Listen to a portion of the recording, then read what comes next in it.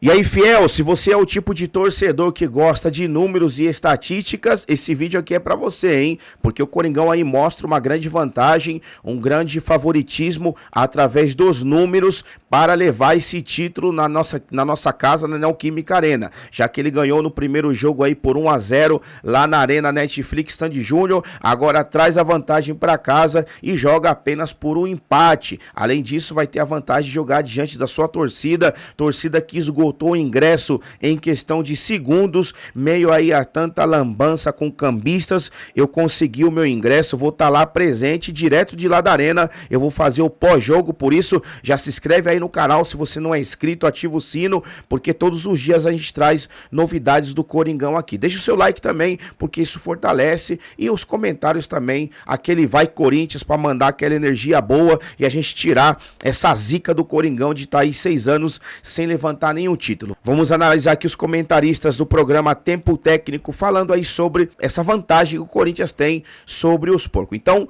bora lá para o vídeo.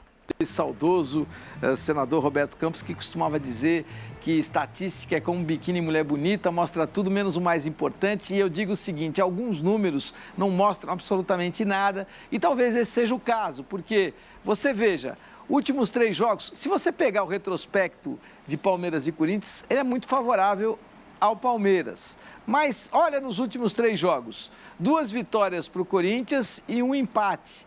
Aí você tem gols feitos, 4 para o Corinthians, apenas 1 para o Palmeiras, e 1 gol sofrido pelo Corinthians e 4 gols sofridos pelo Palmeiras. Então, se o retrospecto do Palmeiras na maioria dos jogos, ele é muito favorável em relação aos jogos contra o Corinthians, os últimos 3, eles mostram uma vantagem corintiana. Por que essa vantagem corintiana nos últimos 3? São jogos muito distintos e diferentes, Elia. Essa série começa com aquela vitória do Corinthians por 2-0 no Campeonato Brasileiro do ano passado, que deu início àquela arrancada, né? O Palmeiras até tinha a chance de afundar o Corinthians de vez, o Corinthians brigando contra o rebaixamento, aquela vitória muda o astral do Corinthians.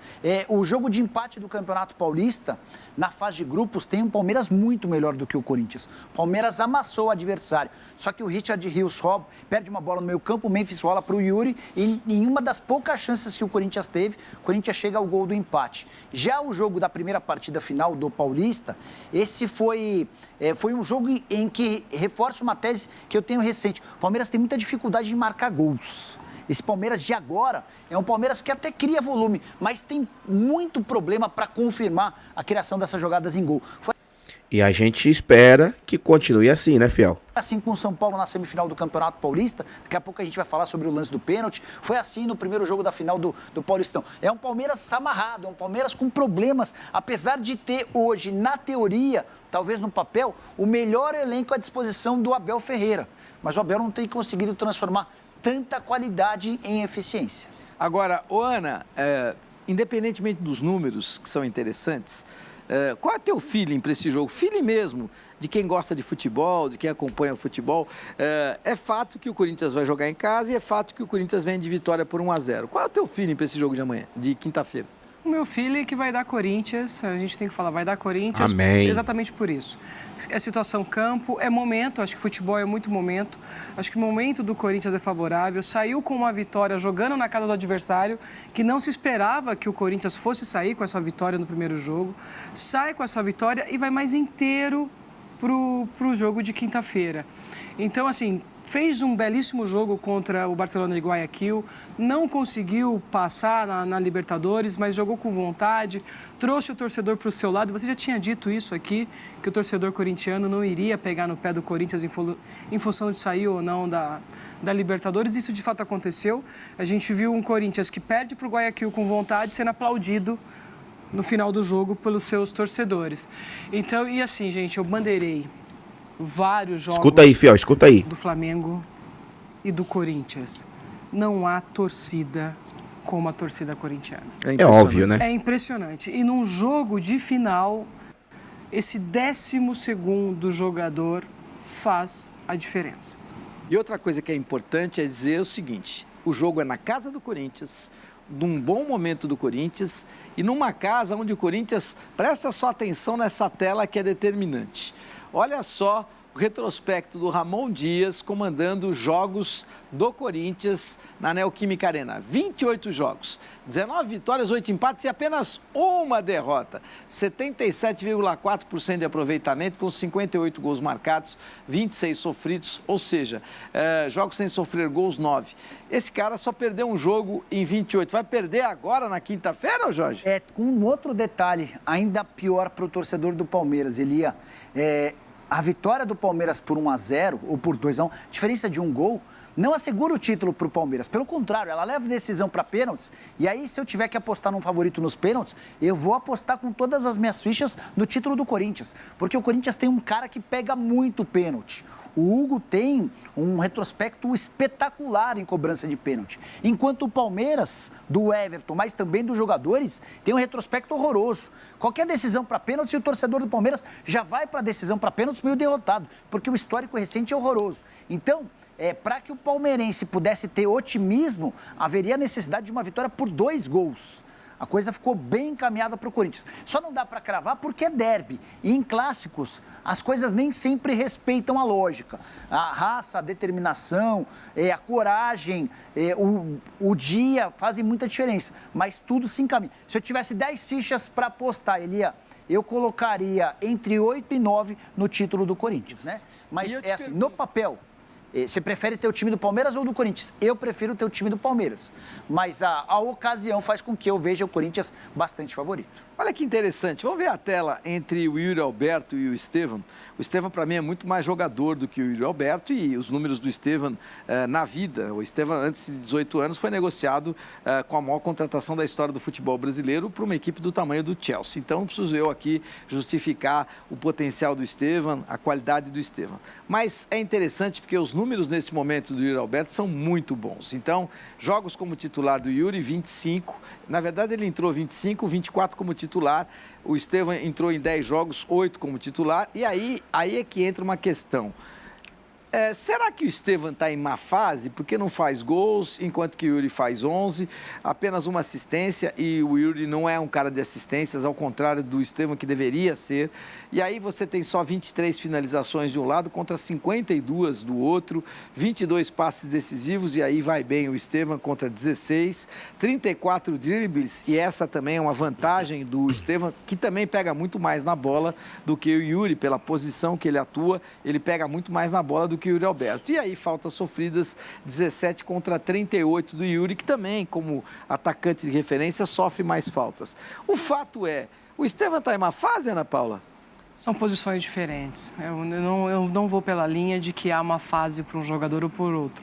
Nós temos um jogador que é atacante nato, você acabou de dizer, que recebe a bola pela posição que ele ocupa e a principal função dele é fazer gol. Em contrapartida, nós temos um outro jogador que pode ser esse jogador finalizador, mas ele é um jogador de criação, que cria, que serve os seus atacantes para que esses possam fazer o gol. Então, eu acho que são comparações de posições diferentes. O momento do Yuri, ele está iluminado. Eu acho que todo o trabalho que o Yuri fez no cuidar dele, né? Principalmente a quebra do tabu de ir para a terapia, de ter o acompanhamento, faz com que ele seja esse jogador decisivo hoje do Corinthians, muito mais do que o Estevam pelo Palmeiras. Vamos esquecer a comparação. O Estevam joga mais, né? Vamos esquecer a comparação do centroavante com o ponta. Mas os números do Estevam chamam a atenção. A gente fala, Elia, desde o ano passado, na Copa do Brasil e na Libertadores, que o Estevam era o protagonista do Palmeiras, né? E nos clássicos vai mal. Esse é o ponto, Elia. Porque assim, o Gustavo Gomes, o Rafael Veiga, o Zé Rafael, que já foi embora. O Palmeiras tinha uma espinha dorsal, mas desde o ano passado, o palmeirense se acostumou a ver, na hora H, aquele que chama a responsabilidade e decide, o Estevam. Mas 8 jogos, vamos esquecer os outros 2, os 8 jogos como titular, nenhum gol e uma assistência é muito pouco. Chama a atenção. Para mim, são números aquém de alguém que foi vendido por um caminhão de dinheiro para o Chelsea e que faz valer esse investimento e toda essa expectativa. Porque o moleque joga muita bola, mas nos clássicos tem essa questão dele estar baixo. Também nos clássicos ele pipoca, né, essa é a realidade. Precisa fazer também a contextualização, mas chama a atenção. É alguém que rende muito, é alguém que joga demais, é alguém que é protagonista e é candidato a ser jogador de seleção principal, titular, melhor do mundo, mas que ainda não conseguiu decolar nas partidas contra o São Paulo, contra o Corinthians e contra o Santos. Ana, quando você olhava, você estava assim no campo, você olhava assim bem perto, porque você está na linha ali, correndo, bandeirando, você olhava na face do jogador, você sentia o cara mais amedrontado? Você sentia um mais medroso do que o outro, um mais firme do que o outro? Sim, dava pra você sentir? consegue sentir aquele jogador que vai realmente puxar o jogo para ele, vai querer solucionar e resolver. Aquele que se esconde mais, né? Que quando não... Fica atrás do marcador, né? Atrás do marcador não consegue sentir, propor o jogo. E falando um pouco Aquela disso. época de pré-eleição é marcada por muitas promessas, né, Elia? Isso vale para Corinthians, Palmeiras, São Paulo. No caso do Augusto Melo, enquanto candidato, ele havia feito, entre várias promessas, duas importantes. Não emprestaria jogadores de graça para outros times e muito menos emprestaria esses atletas pagando parte dos salários. Pois bem, o Timão de 2025, 1 ano e 3 meses depois da posse do Augusto, paga quase R$1 milhão por mês em salários para atletas emprestados. São 500 mil mensais com o salário do Fagner para o Cruzeiro e outros 370 mil para o Pedro Raul, que joga no Ceará e vai muito bem, 5 gols em 6 partidas com direito a gol de título. Chama atenção o fato de que essa grana acumulada e multiplicada por 13, estou incluindo também o 13º, e a gente está falando de mais de 11 milhões de reais. Os 870 mil por mês que Fagner e Pedro Raul custam ao Corinthians equivalem a mais dinheiro do que ganha o Rodrigo Garro, que é o grande craque do time. O Garro ganha 820 mil mensais. E aí, só para completar, importante fazer a lembrança de que o Corinthians passa por enormes dificuldades financeiras e tem evitado contratações exatamente pela falta de dinheiro, que é muito mal gasto. E aí, só para arrematar de vez e devolver a bola para você. O Cruzeiro tem hoje, como dono da SAF, um dos homens mais ricos do futebol. Pedro Lourenço, o Pedrinho BH, tem uma fortuna estimada em 9 bilhões de reais. Acho que ele poderia assumir 100% dos salários do Fagner se a negociação fosse melhor conduzida. Olha, a questão não é essa, né? A questão é que o cara chega e fala assim, eu pago 400. Você acha que ele chegou a 9 bilhões porque ele é um mau negociador? Não, faz bem demais, né? Mas o Augusto foi um mau negociador nessa, não foi? Não, é melhor eu me livrar de 400 e pagar só 400. 500. Só 500 do que eu pagar 900.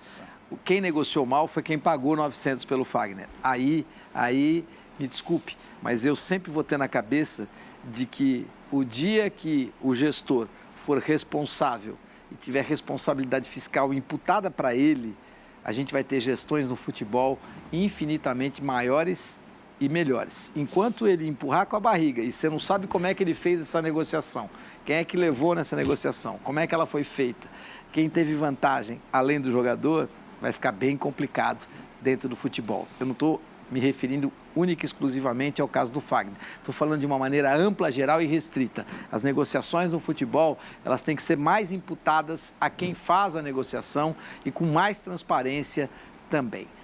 E aí, Fiel, qual o seu palpite para quinta-feira? Já deixa aí nos comentários, vamos mandar uma boa energia aí para os nossos jogadores, acreditando que vai dar tudo certo, que o Coringão vai levar esse título. Vamos esperar também que não seja nos pênaltis, porque ninguém merece, né? Um Corinthians e Palmeiras nos pênaltis. Ninguém merece uma disputa por pênalti, ainda mais um Corinthians e Palmeiras é complicado. Vamos acreditar que vai dar tudo certo já no tempo normal, que o Corinthians vai ganhar esse jogo e vai levantar aí mais um título, 31º título paulista do Corinthians, o maior campeão paulista da história é o Coringão. Segura, meus amigos. Então é isso aí, a gente vai estar lá, como sempre, incentivando, empurrando o nosso querido e amado Esporte Clube Corinthians. Deixa nos comentários o que você achou desse vídeo, o que você achou aí dessa notícia do Nicola. Eu já trouxe, inclusive, essa notícia em outros vídeos no canal. Se você me acompanha, você deve ter visto. Infelizmente, não estou criticando o trabalho do Augusto, eu acredito que sim, ele é um presidente que quer o bem do Corinthians, que está fazendo de tudo para tirar o Corinthians dessa situação, mas ainda peca em algumas coisas, como isso, por exemplo, que ele na sua em promessa de campanha ele falou que isso ia acabar, mas pelo visto não acabou. O Corinthians continua pagando salários de jogadores que estão emprestados para outros clubes. Mas enfim, não é uma crítica, é só um comentário. Vamos acreditar que isso também vai se solucionar e o Corinthians vai ter uma boa gestão para sair por completo dessa situação. Então, esse foi o vídeo de hoje. Se inscreve no canal, ativa o sino, deixa o seu like e deixa o seu comentário também. E até o próximo vídeo. Tamo junto, vai Corinthians, vamos ser campeão.